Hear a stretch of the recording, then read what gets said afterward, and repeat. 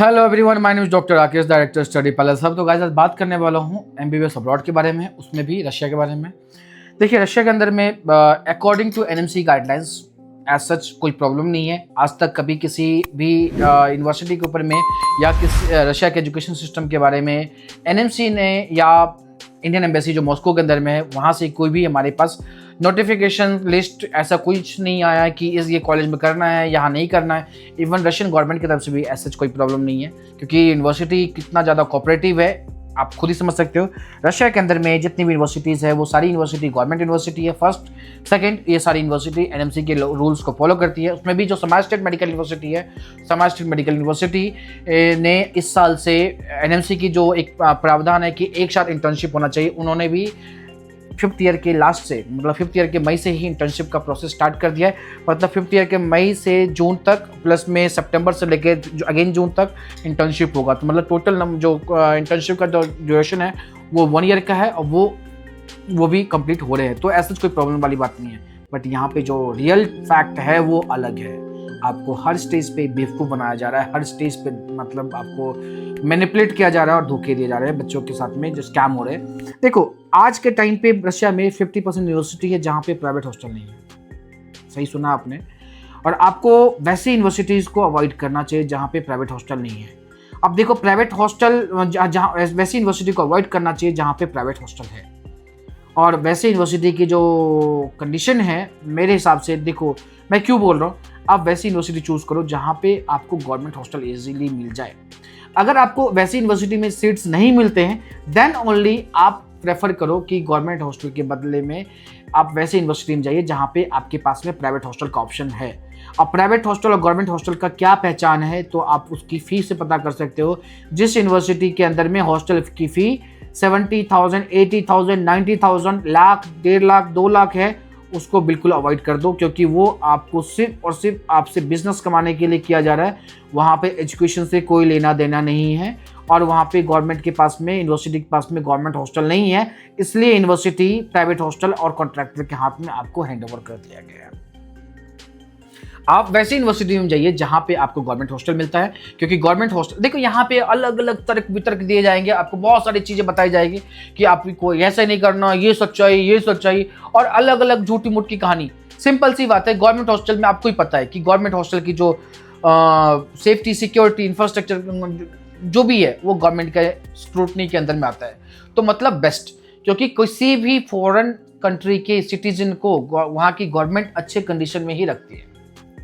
और प्राइवेट में आपको पहली बात, एक तो बजट हाई, दूसरी बात प्राइवेट हॉस्टल 90% जितने भी हैं, 95% वो सारे सिटीज़ के पेरीफेरी में होता है, क्योंकि उनको बजट कम बना के रखना। और सेंट्रल सिटीज़ के अंदर में कैंपस के आसपास में काफ़ी हाई एक्सपेंसिव प्रॉपर्टीज़ होता है, वहाँ पे प्राइवेट हॉस्टल मैनेज करना is practically impossible. So that most of the consultancy, most of the contractor जो उनके हॉस्टल्स हैं वो काफ़ी पेरीफेरी में होता है। तो आपके travel expenses as well as travel time plus में हॉस्टल का चार्जेस वो काफ़ी ज़्यादा महंगा होता है। तो प्लीज़ आप उस चीज़ को भी अवॉइड कीजिए।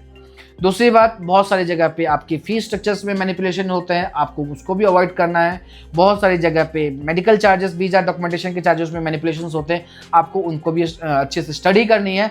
देन ओनली आपको डिसाइड करना चाहिए कहाँ पे आपको एडमिशन लेना है और कहाँ पे नहीं लेना, क्योंकि ये सारी फैक्ट्स, ये सारी डिटेल्स, ये सारी डेटाज आपके लिए बहुत ही इंपॉर्टेंट है।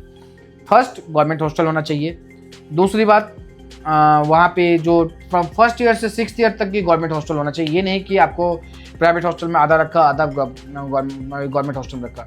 दूसरी बात, कुछ यूनिवर्सिटीज़ के अंदर में आपको यूनिवर्सिटी से भी काफ़ी टच में रहना चाहिए, क्योंकि देखो लास्ट ईयर कुछ यूनिवर्सिटी के अंदर में 2 यूनिवर्सिटी के एग्जाम्पल बताऊँगा। एक यूनिवर्सिटी ऐसा जहाँ पे बच्चे चले गए और वहाँ पे जाने के बाद पता चलता है कि उनका लैंग्वेज कोर्स में एडमिशन होता है, और वो 1 साल लैंग्वेज कोर्स करने के बाद आप अपना एजुकेशन को कंटिन्यू कर सकते हो और टोटल कोर्स का ड्यूरेशन 6 साल का हो जाएगा। यूनिवर्सिटी ने ऑफिशियली बताया, इसमें यूनिवर्सिटी कोई प्रॉब्लम नहीं है। और वहाँ पे ले जाने के बाद ये बच्चों को मैनिपुलेट किया गया और बच्चे सब वापस आए। कुछ 1-2 यूनिवर्सिटी ऐसी थी जहाँ पे बच्चे गए, उनका वीज़ा एक्सटेंशन नहीं हुआ और उनको वापस आना पड़ा, दोबारा वीज़ा एक्सटेंशन हुआ है। कुछ यूनिवर्सिटी ऐसी है जहाँ पे सबसे मेजर स्कैम हुआ है कि यूनिवर्सिटी ने इन्विटेशन तक दे दिया था, लेकिन वहाँ पे बच्चे को बट इन्विटेशन देने के बाद यूनिवर्सिटी ने ऑफिशियली बताया कि हम इससे ज़्यादा बच्चे नहीं लेंगे, 120 से ज़्यादा, और 500 बच्चों का एडमिशन हो गया था। लेकिन इन्विटेशन कुछ बच्चों को दिया था, लेकिन यूनिवर्सिटी ने ऑफिशियली लिस्ट निकाल दिया था कि हम इन बच्चों को ही ले रहे हैं, बाकी बच्चों को नहीं ले रहे हैं। तो बाकी बच्चे ना आए और बहुत सारे बच्चे को कॉन्ट्रैक्टर ने झूठ में इंतजार करवाया। लास्ट मोमेंट बोलता है कि आपके पास ऑप्शंस नहीं है क्योंकि यूनिवर्सिटी ने आपका एडमिशन लेने से मना कर दिया, आप एग्जाम के अंदर में फेल हो गए तो आपको दूसरी यूनिवर्सिटी में लेना पड़ेगा। उसको पता नहीं कहाँ डाइवर्ट करना पड़ा, और जो बच्चे वहाँ पहुँच गए उसको वापस आके फिर दूसरी जगह पे जाना पड़ा। तो आप वैसे यूनिवर्सिटी को अवॉइड कीजिए जहाँ पे ओवर एडमिशन्स करवाया जा रहा है, और वेरीफाई कर लो ताकि आपकी एडमिशन्स प्रॉपर तरीके से हो जाए। कुछ यूनिवर्सिटी ऐसी है जहाँ पे एंट्रेंस एग्जाम बहुत ही सीरियसली कंडक्ट किया जाता है और वो चीज़ें नहीं बताया जाता है बच्चों को। और बच्चे के देखो, मेरी सजेशन ये है कि आप किसी भी यूनिवर्सिटी में जहाँ जा रहे हैं वहाँ पे अगर एंट्रेंस एग्जाम बहुत ही सीरियसली कंडक्ट किया जाता है तो वो आप सेकेंड ऑप्शन और थर्ड ऑप्शन लेके चलो। लेकिन बहुत सारे लोग आपको नहीं बताते हैं और एंट्रेंस एग्जाम पे बैठा कर रखते हैं, फिर लास्ट मोमेंट पे आपको डाइवर्ट कर देते हैं कि यहाँ पे तो नहीं हुआ तो आप दूसरी जगह ले लीजिए। नहीं, पहले से ही आप लेके चलो, क्योंकि आप स्टार्टिंग में सेकेंड ऑप्शन थर्ड ऑप्शन अपनी चॉइस से चूज कर सकते हो, लास्ट में आपके पास कोई चॉइस नहीं होता। तो आपके चॉइस के साथ खिलवाड़ की जा रही है, तो आप इस चीज़ को समझिए और तभी डिसाइड कीजिए। क्योंकि जहाँ पे एंट्रेंस एग्जाम है, आप देखो एंट्रेंस एग्जाम आपके नॉलेज को डिसाइड नहीं कर रहा है। एंट्रेंस एग्जाम इस चीज़ पे बेसिस पे होता है कि टोटल नंबर ऑफ, अगर इनटेक 200 है और नंबर ऑफ एप्लीकेंट 400 है तो 200 बच्चों को एडमिशन लेगा, तो टॉप 200 को लेने वाला है, समझे। तो ये एक क्राइटेरिया होता है। कुछ यूनिवर्सिटी के अंदर में फ़ी को मैनिपुलेट किया जाता है, तो यूनिवर्सिटी के फ़ी को कम करके दिखाया जा रहा है ताकि बच्चे को एडमिशन करवाया जा सके, और बाद में उसको बताते कॉलेज ने फ़ी बढ़ा दिया। आज के डेट में रशिया के अंदर जितनी भी यूनिवर्सिटीज़ हैं उनकी ऑफिशियली फ़ी प्रिकाज आ चुका है और वहाँ की क्या फ़ी है सबको पता है। तो गाइज, जी हाँ, आपको इन सब चीज़ों को ध्यान में रखना चाहिए बिफोर एडमिशन कि रशिया में किस कॉलेज में कहाँ जा रहे हैं। और कुछ जगह पे तो गलत फैक्ट्स, कहीं का एफएम बैच ग्रेजुएट नहीं हुआ तो बोल रहा हूँ कि एफएमजी पासिंग परसेंटेज 0, जबकि कॉलेज के ऑफिशियल्स रेक्टर, मतलब समझ लो वहाँ के चांसलर बोल रहा है कि भैया हमारा फर्स्ट बैच ग्रेजुएट हो रहा है, और बोला जा रहा है कि वहाँ के एफएमजी पासिंग परसेंटेज है। और तो आपको इन चीज़ों को भी अवॉइड करना चाहिए। देखो, बिफोर टेकिंग एडमिशन आपको अच्छे से रिसर्च करना चाहिए। ऑफिशियली आप अच्छे से देख लीजिए कहाँ से आपको एडमिशन लेना चाहिए, कौन सी कंसल्टेंसी, कौन सी फर्म आपको अच्छे से सर्विस प्रोवाइड कर रहा है, कौन सी कंसल्टेंसी फर्म वहाँ का ऑफिशियल कॉन्ट्रैक्टर है, कौन वहाँ पे आपको सर्विस प्रोवाइड करता है पोस्ट एडमिशन। तो आपको इन सब चीज़ों को कंसिडर करना चाहिए, देन ओनली आपको डिसाइड करना चाहिए।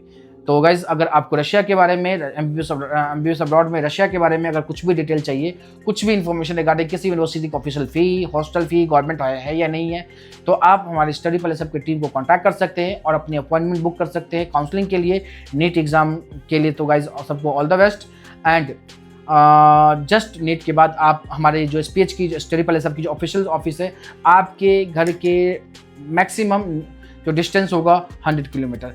पैन इंडिया प्रेजेंस है हमारी, और पैन इंडिया में हमारे पास 52 एक्टिव ब्रांचेस है राइट नाउ, और 52 एक्टिव ब्रांचेस के अंदर में आप हमारे पास आप विजिट कर सकते हैं। आपके घर से ज़्यादा डिस्टेंस नहीं है, मैक्स टू मैक्स आपके घर से कोई हमारा जो भी ब्रांच होगा वो पैन इंडिया में आज के डेट में 100 किलोमीटर से ज़्यादा डिस्टेंस नहीं है। तो आप हमारे नियरेस्ट ऑफिस में आप विजिट करके अपनी काउंसलिंग सेशन को शेड्यूल कर सकते हैं आगे।